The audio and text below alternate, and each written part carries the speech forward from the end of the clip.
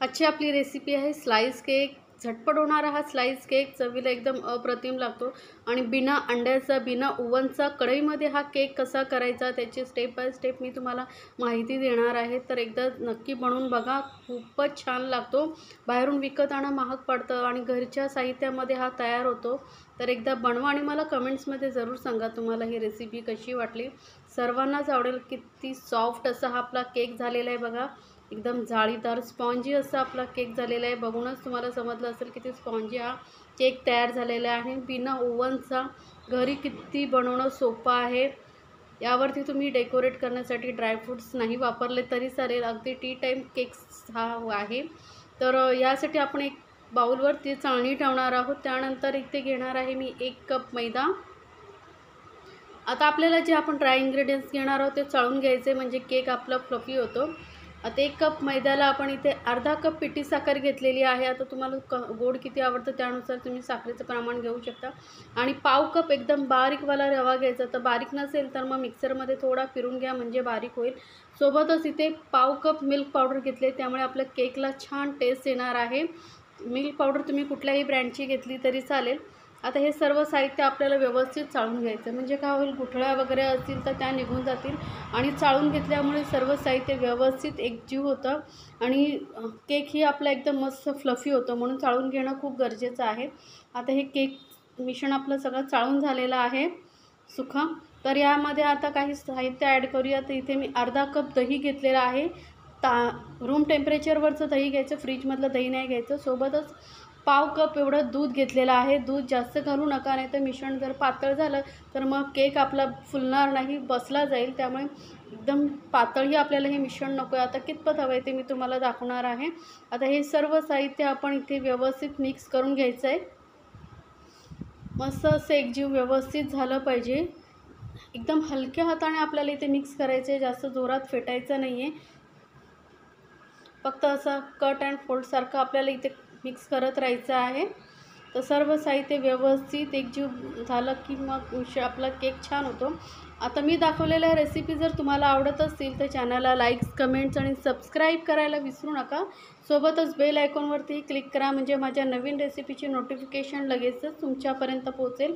आता सर्व आपलं जे मिश्रण आहे ते व्यवस्थित एकजीव झालेलं आहे, मिक्स झालेलं आहे. आता याला झाकून आपण 10 मिनटं ठेवणार आहोत, कारण आपण यामध्ये रवा घातला आहे. तो फुलण्यासाठी थोडा वेळ आपण याला व्यवस्थित असंच कव्हर करून ठेवून द्यायचं आहे. तर 10 मिनटानंतर बघा मिश्रण आपलं मस्त असं फुललं गेलं आहे. रवा जो आतमध्ये आहे तो व्यवस्थित फुलला गेलेला आहे. मिश्रण इतपतच आपल्याला घट्ट हवं, एकदम पातळ नाही करायचं आहे आपल्याला. म्हणून जे मी प्रमाण सांगितलं आहे त्याप्रमाणे तुम्ही बनवलात तर मस्त केक होणार आहे. आता यामध्ये आपण घालणार आहोत पाव कप एवढा रिफाईंड ऑइल. बिना स्मेलचं तेल घालायचं किंवा मग बटर घातलं तरी चालेल आणि परत एकजीव व्यवस्थित करून घ्यायचं आहे आपल्याला. आता तेल घातल्यामुळे काय होतं की आपला जो केक आहे ना एकदम सॉफ्ट मॉइस्ट होतो, म्हणून त्यामध्ये तेल घालायचं आहे किंवा मग बटर तुम्ही वितळून घातलात तरी चालेल. तर आता मिश्रण आपलं परत व्यवस्थित एकजीव करून घेतलेलं आहे बघा. एकदम व्यवस्थित हे असं आपलं बॅटर तयार झालेलं आहे. असं रिबनसारखं पडलं पाहिजे इतपत आपल्याला हे मिश्रण घट्ट ठेवायचं आहे. आता हे मिश्रण आपण साईडला ठेवू आणि वळू गॅसकडे. तर इथे गॅसवरती एक पातेलं मी प्रीहीट करण्यासाठी ठेवलं आहे. 5 मिनटं ठेवायचं एकदम लो फ्लेमवरती. आतमध्ये जाळी ठेवायची म्हणजे आपल्याला केक टीन वरती ठेवता येतो. आता परत आपण त्या मिश्रण जे घेतलं होतं त्यामध्ये अर्धा चमचा बेकिंग पावडर घालायची आहे आणि पाव चमचा बेकिंग सोडा घालायचा आहे. आणि सोबतच यामध्ये फ्लेवरसाठी आपण व्हॅनिला इसेन्स घातलेला आहे अर्धा चमचा. आता व्हॅनिला इसेन्स नसेल तर मग तुम्ही वेलची पावडर घातली तरी चालेल. आणि बेकिंग पावडर आणि बेकिंग सोडाला ॲक्टिवेट करण्यासाठी इथे थोडंसं पाणी घालायचं आहे. साधारण अर्धा चमचा एवढा मी पाणी घातलेलं आहे आणि बघा लगेचच तो फ्लफी व्हायला लागलेला आहे केकचं मिश्रण. म्हणून इथे बेकिंग सोडा नक्की वापरायचा आहे म्हणजे काय होतं आपला केक जो आहे छान फुलून येतो. तर परत व्यवस्थित सर्व साहित्य एकजीव करून घ्यायचं आहे, व्यवस्थित मिक्स करायचं. आणि ही प्रोसिजर आपल्याला फास्ट करायची असते. बघा किती छान असं आपलं हे केकचं मिश्रण फुललं गेलेलं आहे, कारण आपण यामध्ये बेकिंग सोडा आणि बेकिंग पावडर घातलेले आहे. त्यामुळे जास्त वेळ न काढता आपण आधी सर्व तयारी करून घ्यायची. जसं इथे मी तुम्हाला दाखवते, मी केक टीन तयार करून ठेवलेला आहे. इथे मी चौकोनी घेतला आहे, तुम्ही गोल असेल किंवा कुकरचा डबा घेतला तरी चालेल. त्याला आतून बटर वगैरे लावून घ्या आणि मी इथे बटर पेपर लावलेला आहे किंवा बटर पेपर लावला तरी चालेल. आता हे सर्व साहित्य पटापट आपल्याला या टीनमध्ये काढून घ्यायचं आहे. मस्त असं रिबनसारखं बघा कसं पडतं आहे बॅटर. असंच आपलं बॅटर पडलं पाहिजे, इतपतच आपल्याला घट्ट ठेवायचं. आता सर्व मिश्रण जे आहे केक टीनमध्ये मी काढून घेते आणि थोडंसं हलकंसं टॅप करायचं 2-3 वेळा, म्हणजे आतमध्ये काही बबल्स वगैरे असतील तर ते निघून जाते आणि लगेच आपण याला आता बेक करण्यासाठी ठेवणार आहोत. इथे मी पातेला वापरला आहे, तुम्ही कढई मोठ्या साईजची असेल ती वापरली तरी चालेल. आणि याला 30 ते 35 मिनटं आपण एकदम लो फ्लेमवरती बेक करत ठेवणार आहोत. आणि फक्त यामध्ये आपण ड्रायफ्रूट्स घालणार आहोत. तर 10 मिनटं बेक झाल्यानंतर आपण यामध्ये ड्रायफ्रूट्स घालणार आहोत. तर साधारण 10 मिनटं झाली आहेत बेक करून, तर यावरती मी ना थोडे ड्रायफ्रूट्स घालते. म्हणजे आधी जर ड्रायफ्रूट्स घातले तर काय होतं, केकमध्ये ना आतमध्ये जातात निघून. 10 मिनटांनी कसं आपलं हे केकचं मिश्रण व्यवस्थित सेट होतं थोडंसं, आणि मग वरून ड्रायफ्रूट्स घातलेले आतमध्ये जात नाहीत, म्हणून थोडं 10 मिनटानंतरच वरून ड्रायफ्रूट्स घालायचे. आता ड्रायफ्रूट्स घातल्यामुळे व्यवस्थित ते चिपकले जातात. केक कट करतो तेव्हा ते निघत नाहीत. आणि मग ड्रायफ्रूट्स घालून परत याला आपण 25 मिनटं बेक करून घेतलेला आहे. केक आपला मस्त असा बेक झालेला आहे, बघूनच समजत असेल. वरून कलर किती छान आलेला आहे. आता चेक करण्यासाठी एखादी टूथपिक वगैरे घालायची. तर टूथपिक बघा क्लीन निघून आली, म्हणजे आपला केक व्यवस्थित बेक झालेला आहे. त्याला पूर्णपणे आपण थंड करून घेणार आहोत.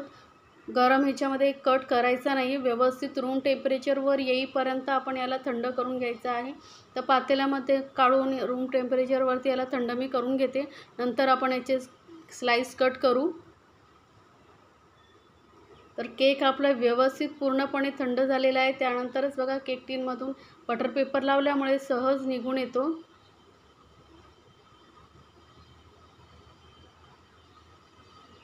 बटर पेपर लावलं की काढायलाही केक एकदम इझी पडतो. आता इथे मी सांगितलं आहे तुम्हाला की तुमच्याकडे केक टीन नसेल तर मग तुम्ही कुकरचा जो डबा असतो ना त्याला बटर लावून थोडा वरून सुका मैदा डच केला आणि त्यामध्येही केक बेक करण्यासाठी ठेवला तरी चालेल. तर स्लाइस बघा किती इझिली कट होत आहे. एकदम सॉफ्ट असा आपला केक झालेला आहे. केक कट करताना समजत असेल तुम्हाला. आणि ड्रायफ्रूट्स व्यवस्थित चिपकले गेलेले आहेत, कारण आपण 10 मिनटानंतर घातल्यामुळे कसं थोडंसं मिश्रण ओलसर असतं, ते लगेचच ड्रायफ्रूट चिकटले जातात. तर हा आपला मस्त असा जाळीदार स्पॉन्जी केक तयार झालेला आहे. बिना ओव्हन, बिना एगचा कढईमध्ये किंवा पातेल्यामध्ये बनवणं किती सोपं आहे. तर झटपट बनवा आणि मला कमेंट्समध्ये सांगायला विसरू नका तुम्हाला ही रेसिपी कशी वाटली. आणि अशाच छान छान रेसिपी माझ्या चॅनलवरती आहे, आणि तुम्हाला कुठला रेसिपी अजून बघायला आवडेल तेही मला कमेंट्समध्ये सांगा, मी नक्की बनवून दाखवेन. याआधी माझ्या चॅनलवरती प्लम केक्स, स्लाइस केकचे, मावा केक वगैरे भरपूर प्रमाणात रेसिपी आहेत. तीही लिंक मी डिस्क्रिप्शन बॉक्समध्ये देते, तिथे जाऊन तुम्ही पाहू शकता. हे सर्व केक एकदा नक्की बनवून बघा. घरच्या घरी स्वस्त आणि मस्त असे झटपट होणारे केक, सर्वांच्याच आवडीचं केक आहेत. आता ही रेसिपी तुम्हाला आवडली तर तुमच्या फ्रेंड सर्कलमध्ये जरूर शेअर करा, म्हणजे त्यांनाही पाहता येईल. आणि घरी केक बनवणं आपण स्वतः बनवून खाल्लं तर सर्वांनाच आवडतो आणि आपल्याला खाऊ घालायलाही खूप आवडतं. तर झटपट बनवा आणि फॅमिलीसोबत एन्जॉय करा मस्त असं स्लाइस केक.